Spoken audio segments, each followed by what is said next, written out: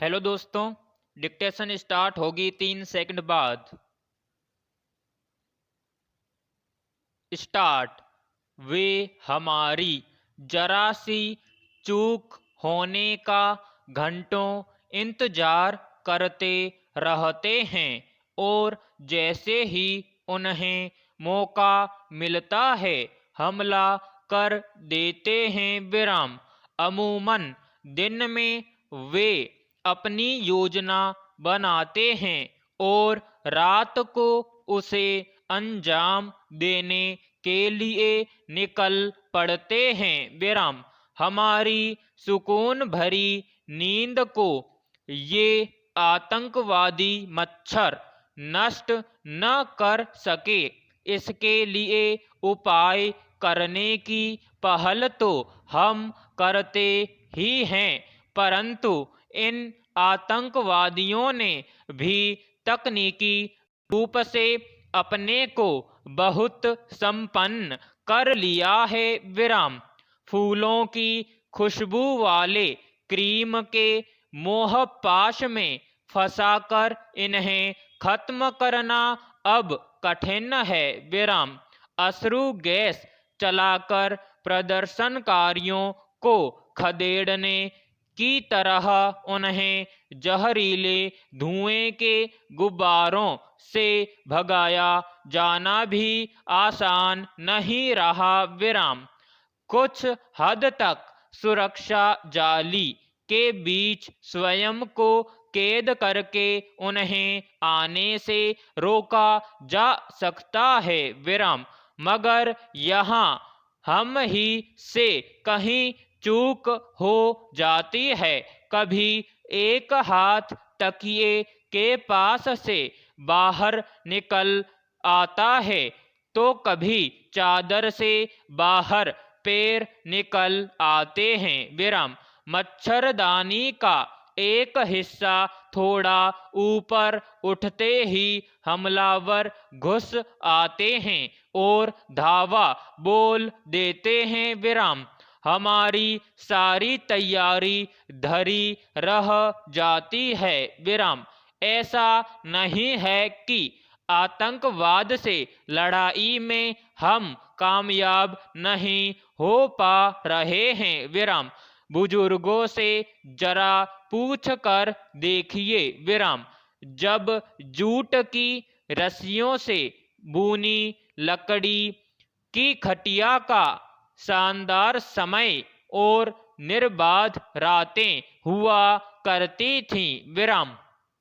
People की छाँव में मामा जी मौसम के किस्से सुनाया करते थे और दादा रात को चंद्रमा पर चरखा चलाती बुढ़िया दिखाया करते थे। धीरे धीरे खटिया पर लेटे लेटे हमको नींद अपने आगोश में ले लिया करती थी विराम, मगर इसी नींद में खलल पैदा करते थे अतीत के आतंकवादी खटमल विराम। खटिया के रोम रोम में छुपे ये आत्मघाती दस्ते कभी भी हमला कर देते थे विराम। घर की दीवारों से लेकर चादरों, रजाइयों, तकियों तक पर इनकी हरकतों के निशान दहला जाते थे, लेकिन हमने उन पर भी विजय पा ही ली विराम।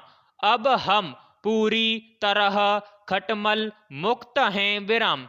बहरहाल उम्मीद पर दुनिया कायम है विराम। खूनी खटमलों से मुक्त हुए हैं तो मक्कार मच्छरों से मुक्ति का संघर्ष भी फलदायी होगा विराम। पैराग्राफ। कोरोना काल में गब्बर सिंह का धंधा भी प्रभावित हुए बिना नहीं रहा विराम। उसकी अर्थव्यवस्था बिगड़ गई थी विराम। कई महीनों से खुद गब्बर सिंह कुछ साथियों के साथ रामगढ़ में ही था विराम। कुछ साथी वर्क फ्रॉम होम कर रहे थे विराम। अब जब स्थितियां थोड़ी सामान्य होने लगी तब गब्बर सिंह ने सोचा कि अपने धंधे की भी शुरुआत की जाए विराम। उसने अपने परिचित अंदाज में जेब से बटुआ निकाला, उसमें से गुटखा निकाल कर मुंह में दबाया और सांभा को फोन लगाया विराम। अरे ओ सांभा, कितने दिन घर बैठेगा विराम, कुछ काम धंधा शुरू करना है कि नहीं विराम। उधर से सांभा ने कहा, जरूर सरदार, शुरू करना ही चाहिए। मैं भी इतने दिन से पहाड़ी की इस चोटी पर बैठे बैठे थक गया हूँ विराम, हाथ पैर अकड़ गए हैं विराम। सरदार, अब हमें भी अपने धंधे के कुछ नियम बनाने पड़ेंगे, नहीं तो पुलिस की गोली से पहले कोरोना के कीटाणु से ही मर जाएंगे विराम। गब्बर सिंह ने अपनी गन की नली में एक आंख से देखते हुए कहा, सांभा, कल सबको सुबह रामगढ़ आने के लिए कहो विराम। एक मीटिंग करते हैं और धंधा शुरू करते हैं विराम। समाप्त।